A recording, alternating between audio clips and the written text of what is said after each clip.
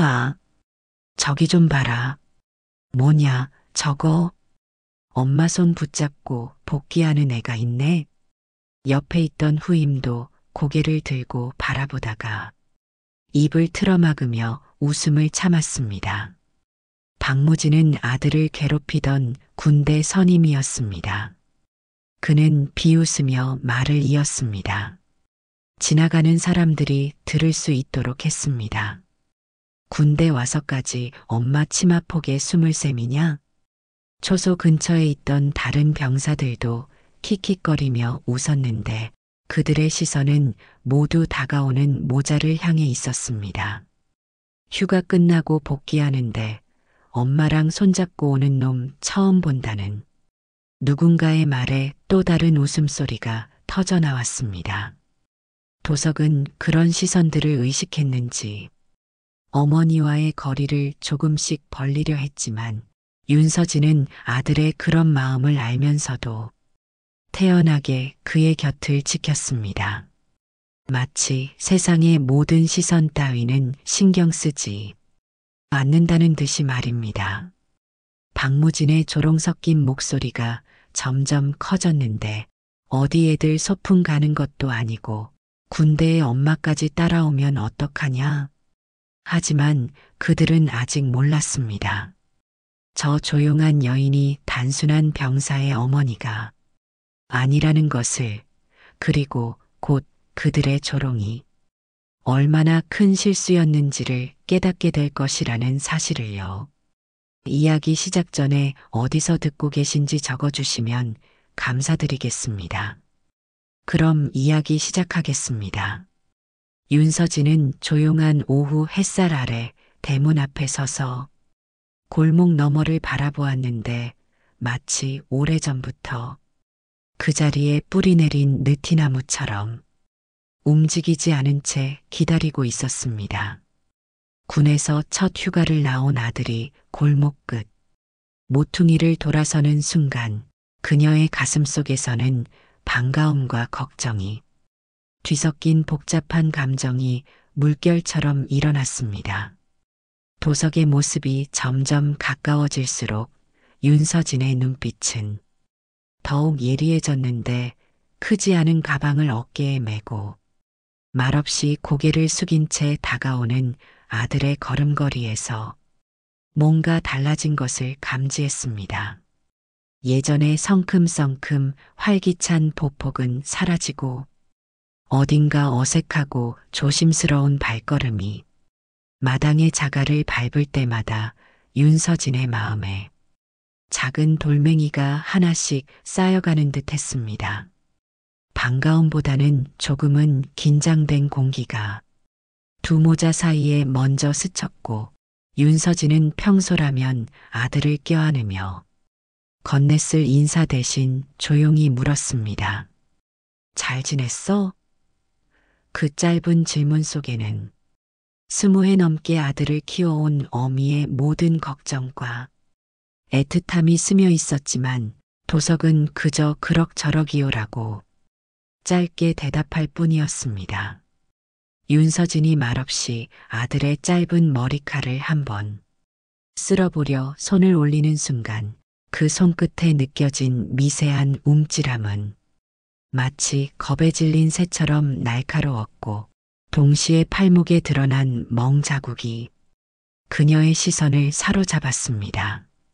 진하게 퍼지지는 않았지만 일정한 모양을 가진 그 자국은 단순한 부주의로 생긴 것이 아님을 말해주고 있었고 윤서진의 가슴속에서는 불길한 예감이 차가운 바람처럼 스쳐갔습니다. 이건 뭐야? 윤서진의 목소리에는 억지로 평정을 유지하려는 노력이 배어 있었지만 도석은 시선을 피하며 태연한 척 대답했습니다. 아, 그거요? 훈련하다가 벽에 좀 부딪혔어요. 괜찮아요. 하지만 말끝에 살짝 실린 망설임과 어색한 침묵은 윤서진의 예민한 모성 본능을 자극했고 그녀는 더 이상 묻지 않기로 마음먹었습니다. 지금은 그냥 곁에 있어주는 것이 아들에게 가장 필요한 일이라고 판단했기 때문이었습니다. 저녁 식사 시간이 되어 두 사람이 작은 밥상을 사이에 두고 마주 앉았을 때 예전 같으면 일상 얘기로 시끌벅적했을 식탁은 묵직한 침묵으로 가득했습니다. 도석은 말없이 젓가락을 움직였는데 그 움직임이 평소보다 유난히 느렸고 반찬 하나를 집으려다 멈추는 손과 자주 흘긋거리는 눈빛에서는 뭔가 불안한 기색이 역력했습니다. 요즘은 어때? 생활은 괜찮고? 윤서진이 조심스럽게 건넨 질문에 도석은 고개를 끄덕이며 애써 미소를 지었지만 나쁘지 않아요.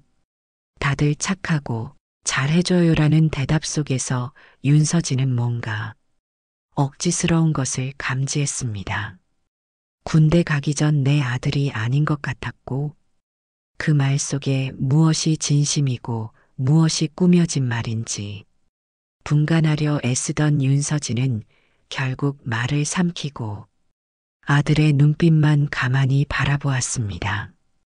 밤이 깊어 집안이 조용해진 후 윤서진은 물 한 컵을 들고 거실을 지나가다 도석의 방문 앞에서 발걸음을 멈췄습니다.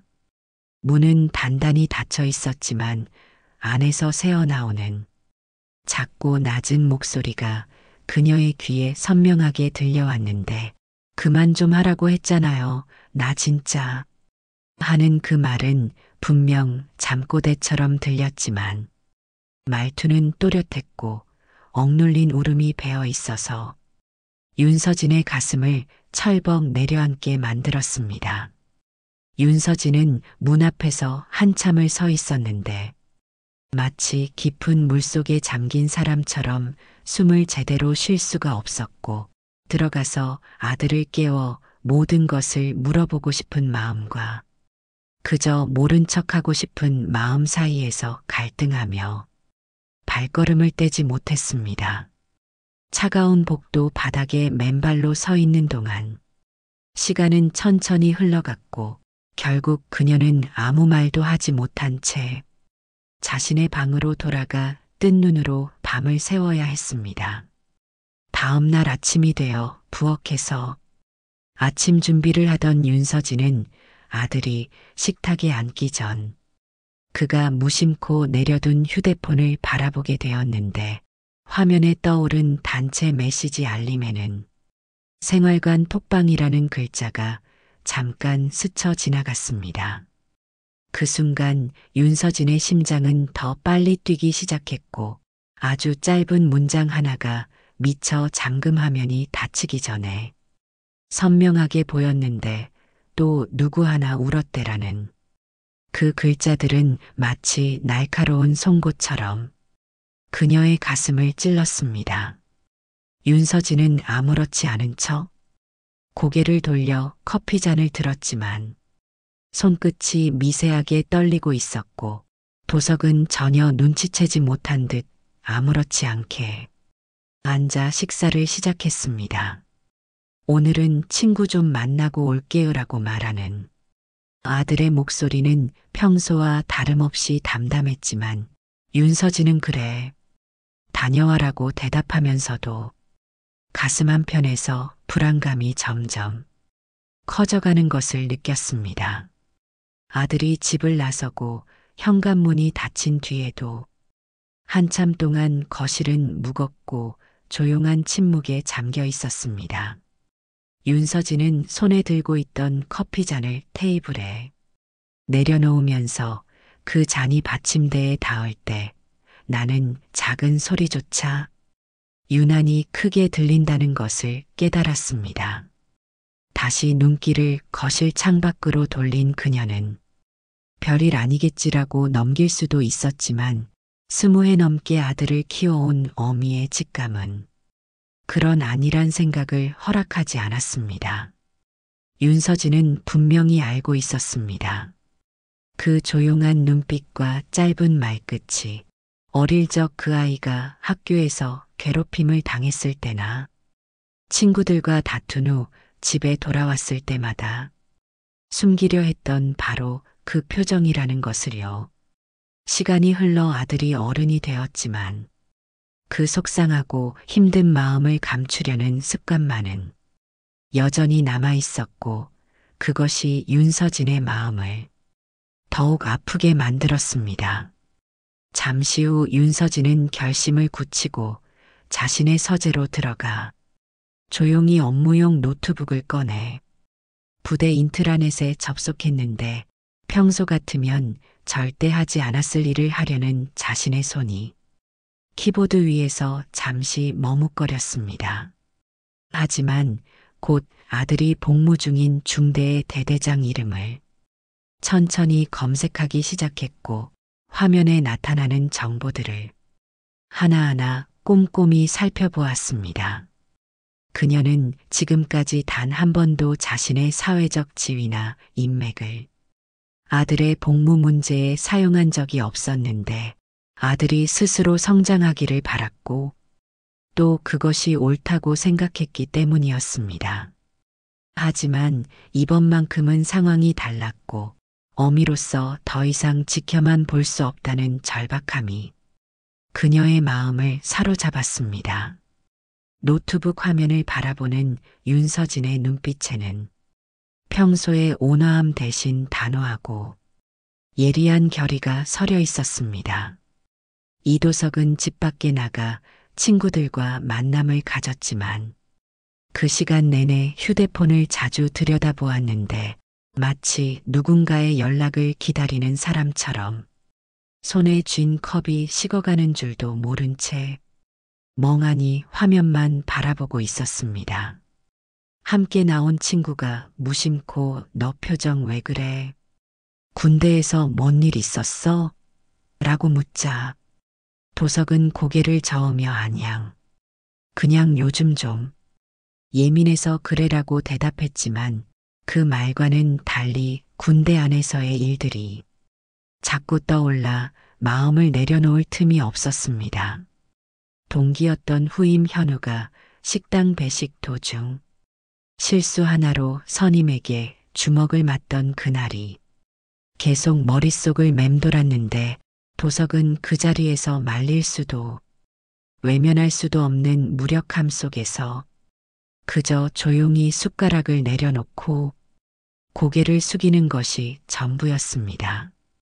현우의 볼이 빨갛게 달아오르고 눈가에 눈물이 맺히는 모습을 보면서도 아무것도 할 수 없었던 자신이 비겁하게 느껴졌고 그 기억은 휴가를 나온 지금까지도 그를 괴롭히고 있었습니다. 돌아오는 길에 도석은 괜히 늦게 들어갔다는 말이 듣기 싫어 엄마에게 친구 집에 좀 있다 들어갈게요라는 문자를 보냈는데 윤서진은 아무 대꾸도 하지 않았지만 도석이 현관문을 열고 들어섰을 때는 식탁 위에 따뜻하게 데운 국과 갓 지은 밥이 정성스럽게 놓여 있었습니다. 말없이 자리에 앉은 도석은 조심스럽게 밥숟갈을 들었지만 밥알 하나하나가 목에 걸리는 느낌이었고 엄마가 아무 말 없이 바라보고 있기에 억지로라도 꿀꺽 삼켜야 할 것 같았습니다. 현우 말이야. 도석이 조용히 말을 꺼내자 윤서진은 젓가락을 내려놓고 아들을 바라보았습니다. 아니야, 별건 아니고 내 동기인데 조금 성격이 유순하거든요. 그래서 좀 힘들어 보여서 말은 그렇게 했지만 그 목소리에는 분명히 무언가를 꾹꾹 눌러 담은 기색이 느껴졌고 윤서진은 아무 말 없이 고개만 끄덕이며 이야기를 끌어내려 들지 않고 그저 듣고 있다는 것을 아들에게 보여주는 것으로 충분하다고 생각했습니다. 그날 밤 도석이 방 안에서 이어폰을 꽂고 무언가를 듣고 있을 때 윤서진은 조용히 자신의 서재에 들어가 책장 안쪽 깊숙한 곳에 넣어두었던 군 병원 협조 연락망과 군 사내 인트라넷 수신 리스트를 꺼냈습니다. 한참을 고민하던 그녀는 마침내 부대 의무실의 실무 담당자에게 비공식 연락을 남겼는데 혹시 지난달 말쯤 52중대에서 병원 치료받은 병사 기록이 있습니까? 라고 물었습니다. 수화기 너머에서 어떤 건으로요? 라고 묻자 윤서진은 자세히는 말씀드리기 어렵습니다. 외상 흔적이나 심리 상담 관련 기록이면 좋겠고요. 환자 이름은 몰라도 괜찮습니다. 정식 요청은 아닙니다. 그냥 어미로서 확인하고 싶을 뿐입니다라고 말했는데 그 목소리에는 간절함과 절망감이 동시에 묻어 있었습니다.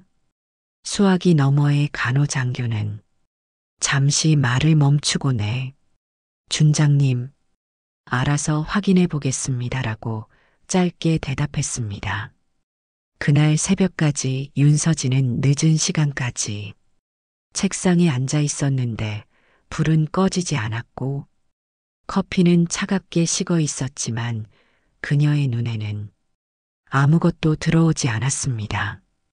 단지 아들의 어깨에 깃든 그 묘한 기운과 억눌린 두려움이 떠나지 않았고 20해 넘게 아들을 지켜온 어미의 직감이 무언가 심각한 일이 벌어지고 있다고 경고하고 있었습니다.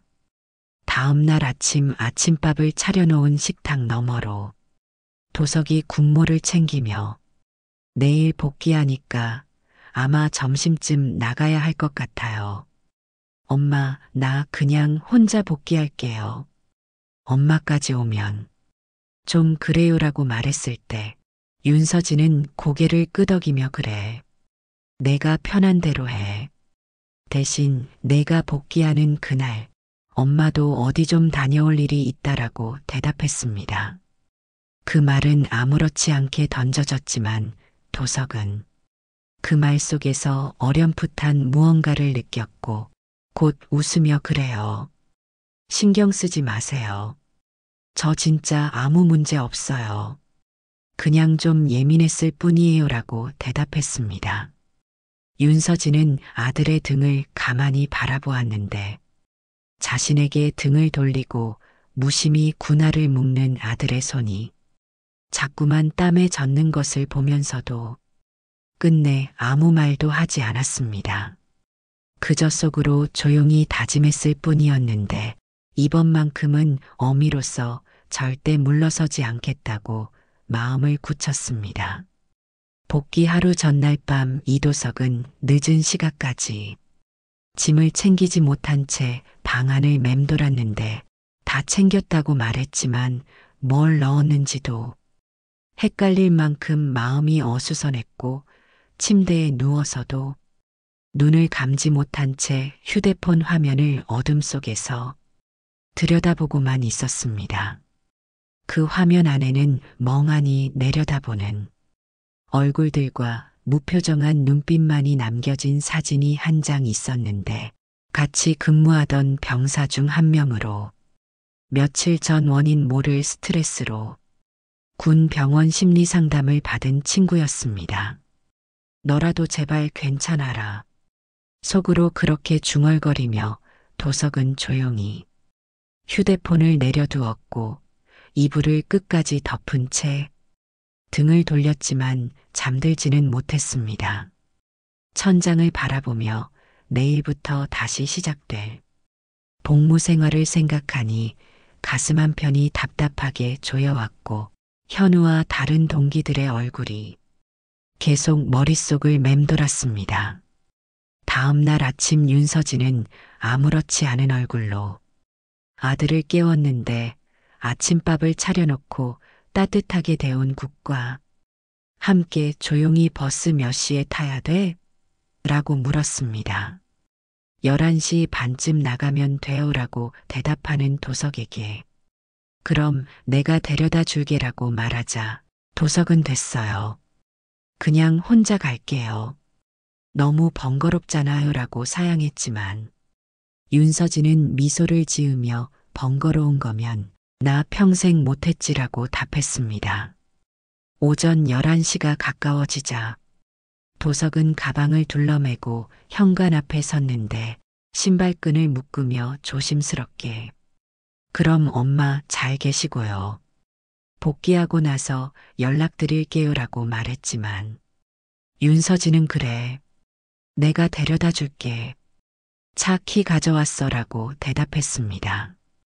도석은 말리려다 말고 결국 고개를 끄덕이며 그냥 근처까지만요. 초소 앞까지만 오세요라고 당부했습니다. 그렇게 두 사람은 차에 올라탔는데 가는 길 내내 말이 없었고 라디오에서 흘러나오던 음악 소리도 중간에 꺼져서 묵직한 침묵만 창밖 풍경을 따라 흘러갔습니다. 군부대 정문 앞에 도착했을 때 도석이 먼저 차에서 내렸고 가방을 둘러매고 몸을 정돈한 뒤 뒤돌아봤을 때 윤서진은 이미 조수석 문을 열고 나와 옷매무새를 정리하고 있었습니다. 엄마, 여기까지만요. 이 이상은 좀 그렇잖아요 라고 말하는 도석에게 윤서진은 그래. 나도 들어갈 생각은 없어. 그냥 너 들어가는 것까지만 볼게라고 답했습니다. 도석이 고개를 끄덕이며 걸음을 옮겨 정문 앞 초소 근처에 다가서자 출입 통제선을 지키고 있던 병사들이 그를 향해 다가왔는데 그중 한 명이 그의 선임인 박무진 병장이었습니다. 박무진은 도석의 옆에 서 있는 윤서진을 보고 실소를 터뜨리며 야, 아직도 엄마랑 같이 복귀하냐? 애냐해? 라고 말하고는 고개를 돌려 초소병에게 민간인 출입 안 되는 거 모르세요? 휴가 끝났으면 정신 좀 차리고 들어와야지라고 말했습니다. 초소병도 머뭇거리며 이 안은 군 통제구역이라 일반 민간인 출입은 어렵습니다라고 말했습니다. 그 순간 윤서진은 고개를 들고 말없이 조수석 문으로 걸어가 가방 안에서 얇은 검은 지갑을 꺼냈는데 그 안에서 신분증 하나를 꺼내 조용히 내밀며 저 민간인 아닙니다라고 담담하고 낮고 또렷한 목소리로 말했습니다. 육군 준장 윤서진입니다. 그 말에 공기가 정지한 듯 조용해졌고 박무진의 얼굴에서 핏기가 사라졌으며 초소병은 얼어붙은 듯 거수 경례를 하며 죄송합니다 준장님 몰라 뵈었습니다라고 말을 잇지 못했습니다. 도석은 그 자리에서 굳은 채 서 있었는데 어머니의 권위가 그 순간 눈앞에서 그대로 펼쳐지고 있었습니다. 도석아, 조용히 부르는 엄마의 목소리에 그는 고개를 들었고 잘 다녀와. 엄마는 여기까지만 갈게라는 그 말은 다정하지도 냉랭하지도 않았지만 무게가 있었습니다. 도석은 짧게 고개를 숙인 채 초소를 지나 부대 안으로 들어갔는데 등 뒤에서 느껴지는 수많은 시선 속에서 처음으로 가슴이 답답하게 벅차오르는 것을 느꼈습니다. 그날 정문 앞의 짧은 정적은 단 한 사람의 신분증으로 인해 부대 전체에 무언의 메시지를 던졌는데 이 아이는 혼자가 아니며 이 어머니는 군인이기 전에 엄마라는 것이었습니다. 윤서진은 차로 돌아가면서도 아들이 사라진 정문을 한참 바라보았고 이제부터는 어미가 아닌 군인으로서 아들을 지켜야 한다는 각오를 다졌습니다. 윤서진은 정문을 떠나 돌아오는 내내 아무 말도 하지 않았는데 차 안에는 라디오도 전화벨도 울리지 않았고 그녀의 손은 운전대 위에 얌전히 얹혀 있었지만 눈빛은 고요하게 깊어지고 있었습니다. 그 짧은 순간 초소 앞에서 아들에게 쏟아졌던 그 무례한 말투와 무심한 시선, 그리고 무엇보다 아들이 그 모든 것을 참고 있었다는 것이 마음 깊은 곳까지 뚜렷하게 남아서 가슴 한편을 짓누르고 있었습니다. 집에 도착한 윤서진은 곧장 서재로 향했는데 오랜만에 군내 통합 시스템에 접속하여 자신의 보좌관이었던 박중령에게 연락을 남겼습니다. 지금 52중대, 최근 2개월 병사 진료 기록 및 부대장 내부 보고서 목록 좀 확인해줘라고 말하자 정식 감찰입니까? 라는 질문이 돌아왔고 윤서진은 아니, 아직은 아니야. 그냥 엄마로서 알아보고 싶어서라고 답했습니다. 박중령은 짧게 알겠습니다라고 답하고는 전화를 끊었는데 그 짧은 대답 속에 그 역시 뭔가 이상하다는 낌새를 느꼈을지도 모른다는 생각이 윤서진의 머릿속을 스쳤습니다. 윤서진은 다시 노트북 화면을 넘기며 아들이 있는 생활관 호수, 담당 간부 이름, 병사 심리 상담 요청 가능 경로 등을 정리하기 시작했는데 그 와중에 하나의 단어가 눈에 들어왔습니다. 병사 고충 민원 마이너스 상담 미이행 사유. 본인 요청으로 취소라고 이유가 간단하다는 듯 적혀 있는 문장이었지만 서진은 그 문장 속에 숨어 있는 겁먹은 병사의 망설임을 먼저 떠올렸고 상담을 신청했다가 스스로 취소했다는 것이 얼마나 큰 용기를 냈다가 다시 절망했는지를 짐작할 수 있었습니다. 그날 밤 박중령에게서 전화가 왔는데 그의 목소리는 무겁고 조심스러웠습니다. 준장님, 말씀하신 중대 병력 관련 기록 정리해봤습니다라고 말하자 윤서진은 응, 말해봐라고 답했습니다. 지난달 말에 심리 상담을 요청했다가 이틀 만에 철회한 병사가 하나 있었습니다. 이름은 송태섭. 3주 전 군 병원에 한 번 다녀왔습니다. 정확한 진료명은 급성 불안 반응. 외상 흔적은 없었지만 자해 가능성 소견이 일부 기재되어 있더군요. 윤서진은 말없이 그 말을 들었고 가슴 한편이 차갑게 식어가는 것을 느꼈습니다. 보고서에는 자필 진술서가 첨부됐는데 내용 중에 이런 문장이 있습니다. 누가 또 다칠까봐 무서웠습니다.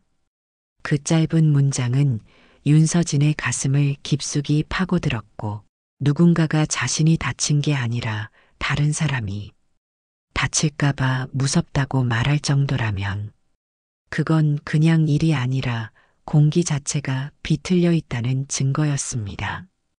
의무실 관계자는 말하길 그 병사가 다음 날 바로 전출 신청을 냈다고 합니다. 그리고 현재는 대기 중이라고요. 윤서진은 천천히 눈을 감고 깊게 숨을 들이마셨고 그리고 조용히 혼잣말하듯 이건 작은 사건이 아니야. 작지만 오래된 거지라고 말했습니다. 전화를 끊은 뒤 그녀는 다시 책상 앞으로 돌아와 메모지 한 장을 꺼내서 이도석, 송태섭, 박무진이라는 세 사람의 이름을 적고 그 옆에 서로 이어질 수 있는 실마리를 조용히 그어 넣었습니다. 그 밤 윤서진은 한 장 한 장 문서와 내부 기록들을 넘기며 자신의 직책이 아닌 엄마로서의 직감으로 단서를 엮어가기 시작했고 시간이 흐를수록 하나의 결론에 도달했습니다. 누군가 보고는 있었지만 아무도 막지 않았다는 것이었고 이것은 단순한 개인의 일탈이 아니라 조직 전체에 스며든 묵인의 문화라는 사실이 점점 명확해졌습니다. 윤서진의 눈빛에는 어미로서의 분노와 군인으로서의 책임감이 동시에 타오르고 있었습니다. 아침 일찍 윤서진은 군부대 복지관으로 향했는고 정복 상의를 단정히 갖춰 입고 보좌관과 함께 내부회의실로 들어선 그녀의 모습에는 평소의 온화함 대신 단호한 결의가 서려 있었습니다. 그녀의 등장에 회의실에 있던 중령들과 참모들이 일제히 일어나 거수 경례를 했을 때 준장님, 회의는 10시 정각에 시작할 예정입니다라는 말에 윤서진은 필요 없습니다. 저는 보고만 받고 나가겠습니다라고 간결하게 답했습니다. 윤서진은 자리 앞에 앉으며 조용히 수첩을 꺼내 들고는 52중대 최근 2개월 내 가혹행위 징계 또는 특별관찰 인원 명단을 받겠습니다. 그리고 중대장 및 소대장, 분대장 계통의 인원, 전출 내역도 포함해서요라고 말했는데 그 목소리에는 개인적인 감정을 배제한 냉철한 판단력이 배어 있었습니다. 참모 한 명이 조심스럽게 준장님, 해당 중대에 어떤 문제가 있는 건가요? 라고 물었을 때 윤서진은 눈을 들지 않고 공식적인 문제는 없습니다. 하지만 사소한 일들이 반복되면 그건 문화가 됩니다. 그리고 병사의 고통은 숫자로 환산되지 않습니다라고 대답했습니다. 그날 정오 윤서진은 직접 전화를 걸어 군 병원 심리상담실과 의무과 인사행정 담당 장교에게 비공식적 협조 요청을 전달했고 1시간도 채 되지 않아 그녀의 책상 위에는 한 장의 요약 보고서가 올라왔습니다. 송태섭 이병은 현재 전출 대기 중이었고 이유는 적응 곤란, 개인사, 그리고 동기 폭력 노출에 따른 불안 반응이라고 적혀 있었는데 그 문장을 반복해 읽던 윤서진은 보고서 가장자리에 작게 연필로 이 아이는 자신이 당한 게 아니라 옆에서 본 게 고통이었다라고 메모를 남겼습니다. 그리고 다시 수첩을 넘겨 이도석이라는 이름 옆에 동그라미 하나를 그려 넣었는데 그 작은 표시 속에는 아들도 송태섭과 같은 고통을 겪고 있을지도 모른다는 어미의 절절한 걱정이 담겨 있었습니다. 그 시각 부대 안에서 이도석은 생활관 창문 앞에 서 있었는고 이상하게 오늘은 모두가 말이 없었고 박무진 병장은 점심시간에도 조용히 밥만 먹고 방으로 들어가 버렸습니다. 그 무렵 도석의 동기 민석이 다가와 슬쩍 야, 너 엄마 진짜 장교야? 라고 물었고 왜? 라고 반문하는 도석에게 그냥 방금 간부회의 때 52중대 얘기 나왔다던데 우리 중대 조사 들어온다는 소문 돌았어라고 말했습니다. 도석은 아무 말도 하지 않고 가만히 고개만 숙이고 식판을 닦으며 혹시 정말로 엄마가 움직인 건가? 라고 생각했고 가슴 한편에서는 안도감과 걱정이 동시에 일어났습니다. 그 밤 생활관 소등 이후 박무진 병장이 갑자기 도석을 불러서 야, 이도석, 너 나한테 뭔 말했냐? 라고 물었을 때 도석은 고개를 들며 저 아무 말도 안 했습니다라고 답했습니다. 그런데 왜 간부들이 갑자기 이 생활관에 관심을 갖냐? 내 엄마 정체가 뭐냐? 라는 물음에 도석은 아무 대답도 하지 않았지만 그의 눈빛은 이제 더 이상 예전처럼 흔들리지 않았고 오히려 조용한 확신이 서려 있었습니다.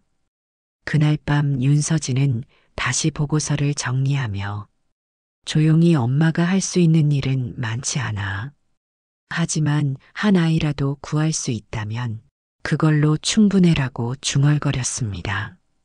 그리고 컴퓨터를 닫으며 다음날 부대 방문 준비를 위해 정복 상의를 다시 정리했는데 그녀는 군복을 입었지만 오늘은 어쩌면 가장 엄마다운 군인의 얼굴을 하고 있었는지도 모릅니다.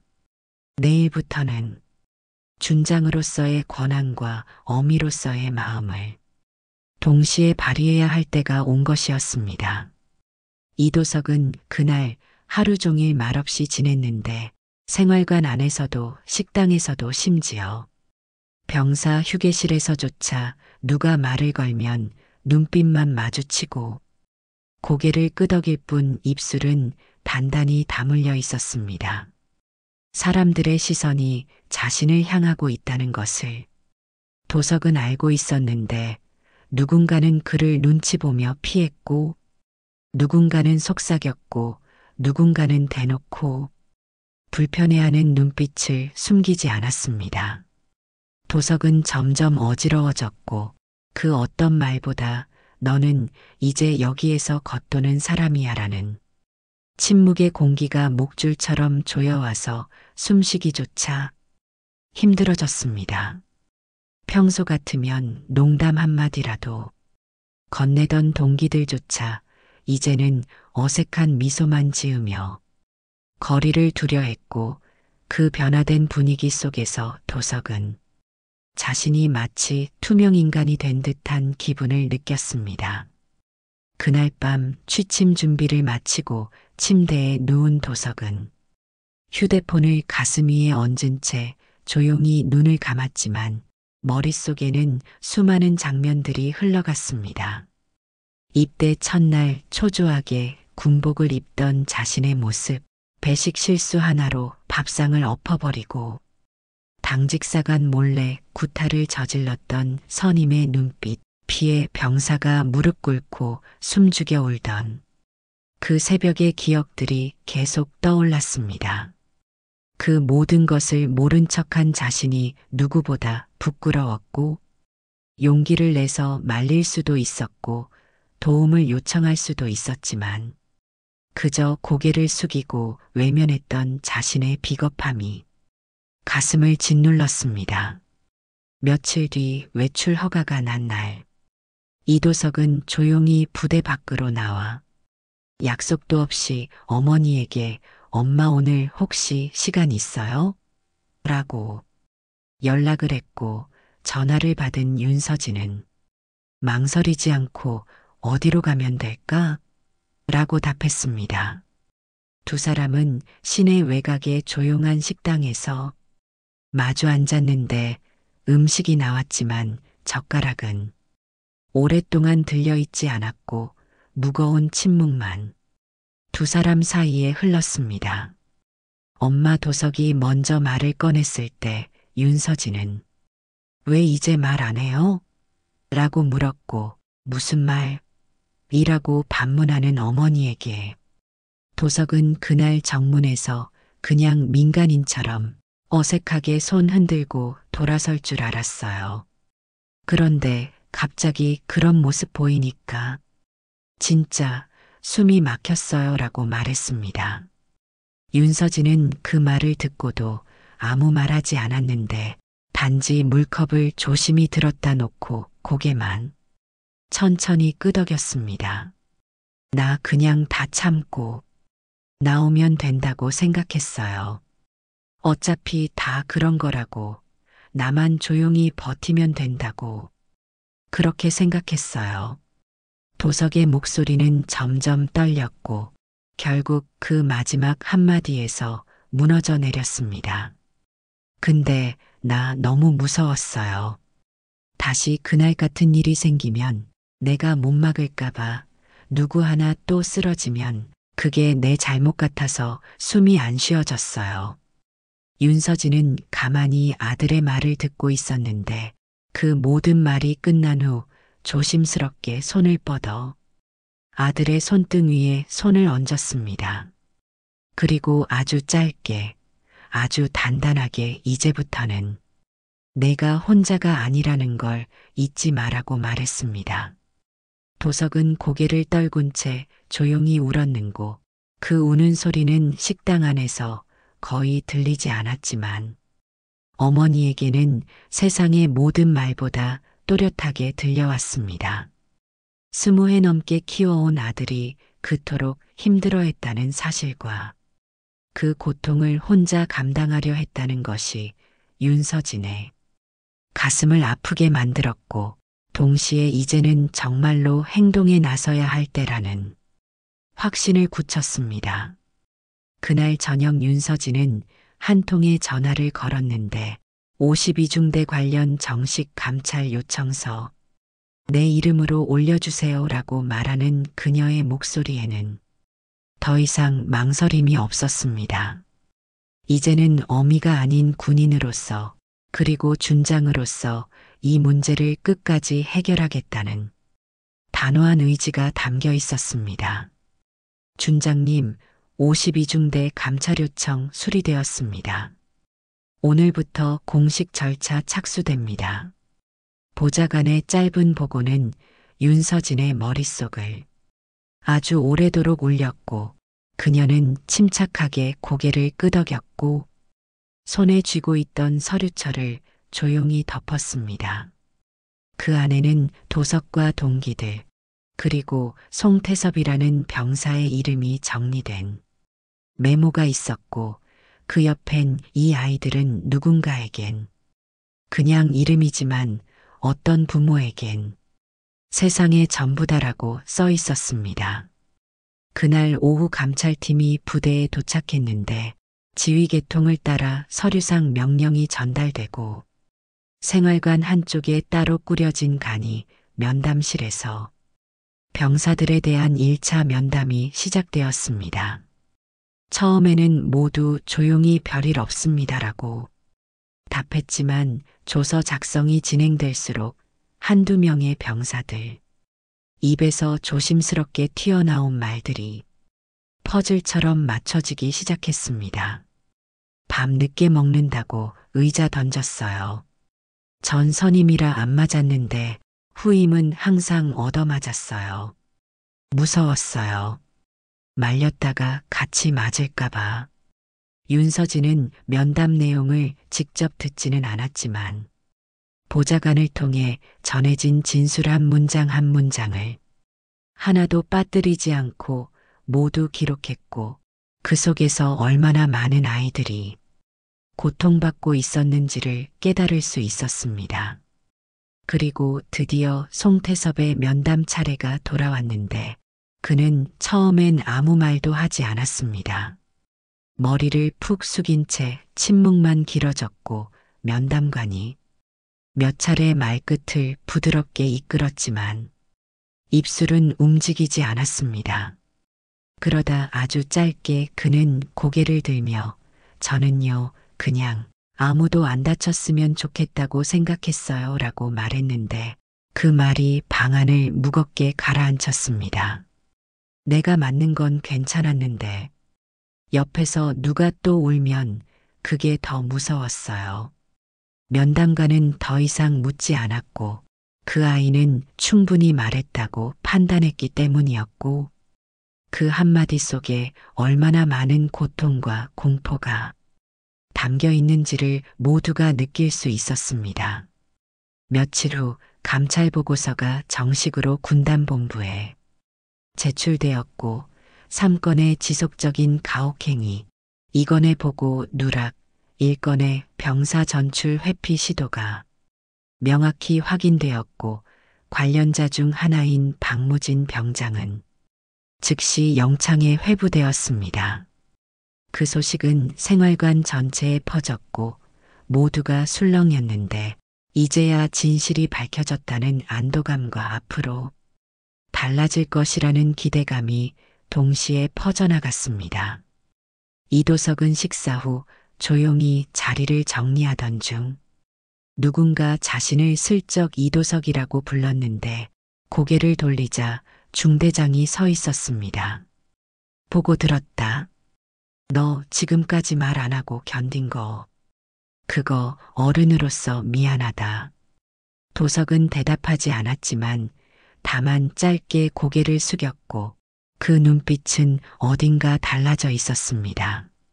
며칠 뒤 윤서진은 다시 부대를 찾았고 공식 방문이었지만 실상은 아들을 보기 위함이었습니다. 면담실 한쪽에서 조용히 마주 앉은 모자는 말없이 차를 마셨는데 보고 다 받았어. 생각보다 많이 참았더라고. 윤서진이 조용히 말하자 도석은 시선을 돌리며 다른 애들도 다 참으니까요. 나만 힘든 거 아니었어요 라고 대답했습니다. 윤서진은 고개를 천천히 저으며 그걸 참아낸 걸 자랑스러워하지 마. 내가 침묵했다면 다음엔 누군가 쓰러졌을 수도 있어라고 말했는데 그리고 이어진 하지만 넌 결국 누군가를 지켰어라는 말은 도석의 가슴에 깊이 꽂혔습니다.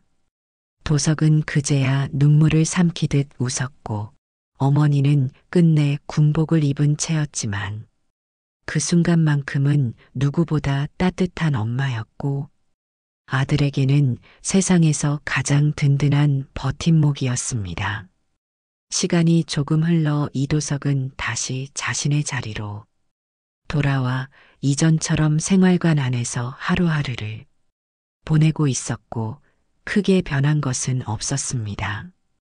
기상 나팔 소리도 아침 체조도 거칠게 던져지는 명령도 여전히 그 자리에 있었지만 아주 작은 것들이 달라져 있었습니다. 누군가의 목소리가 조금은 부드러워졌고 누구 하나가 늦게 들어오더라도 그날따라 소리치던 선임은 입을 다물었습니다. 가혹하던 박무진 병장은 말년에 영창을 나온 후 타부대로 이송되었고 비슷한 시기에 전출 신청을 냈던 송태섭은 정식으로 새 부대에 배속되었는데 도석은 그날 조용히 그의 손을 잡고 괜찮을 거야. 이번엔 진짜로라고 말했습니다. 그리고 며칠 후 중대 안에는 새로운 병사들이 들어왔고 도석은 자연스럽게 그 아이들의 생활을 도우며 자신도 모르게 선임이 되어가고 있었습니다. 밤에는 여전히 불을 끄고 누워 조용히 천장을 바라보다 잠들었지만 그 눈빛은 더 이상 움츠러들지 않았고 오히려 단단하고 따뜻한 빛을 담고 있었습니다. 한편 윤서진은 다시 자신의 자리로 돌아와 군단 참모회의에 참석하고 지휘관 교육 자료를 검토하고 매일 수많은 보고서를 검토하는 일상으로 돌아왔습니다. 하지만 어느 날 그녀의 책상 위에 한 장의 손편지가 도착했습니다. 노란 봉투 안에 정성스럽게 접힌 작은 편지였는데 보낸 사람은 이도석이었습니다.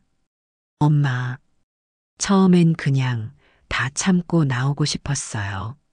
누구에게도 말하지 않고 조용히 버티고만 싶었어요. 그게 남자다운 거고 군인이 되는 거라 생각했거든요. 근데 이제는 알아요. 참는 게 강한 게 아니라 말하는 게 더 용기라는 걸요. 엄마가 보여준 모습 덕분에 저는 제 자리를 지킬 수 있었어요. 이제야 엄마가 왜 그렇게 살아왔는지 조금은 알 것 같아요. 윤서진은 그 편지를 2번 접어 서랍 안에 넣으며 조용히 책상 위에 커피를 한 모금 마셨습니다. 그 커피는 평소보다 훨씬 따뜻하고 달콤하게 느껴졌습니다. 그리고 창밖을 바라보며 스스로에게 짧게 그래, 나는 그저 한 사람의 엄마였을 뿐이다라고 한마디를 남겼습니다. 그녀의 어깨 위에 빛나는 별 하나는 그 순간 가장 조용하게 그러나 누구보다 뜨겁게 빛나고 있었는데 그것은 단순한 계급장이 아니라 한 아이를 끝까지 지켜낸 어미의 사랑이 만들어낸 빛이었습니다. 윤서진은 앞으로도 계속해서 군인으로 살아갈 것이지만 무엇보다 소중한 것은 아들이 이제 혼자가 아니라는 사실을 알게 해준 것이라고 생각했습니다. 오늘의 이야기 어떠셨나요? 이야기가 마음에 와 닿았다면 좋아요 꼭 부탁드립니다. 또 다른 이야기로 찾아뵙겠습니다. 감사합니다.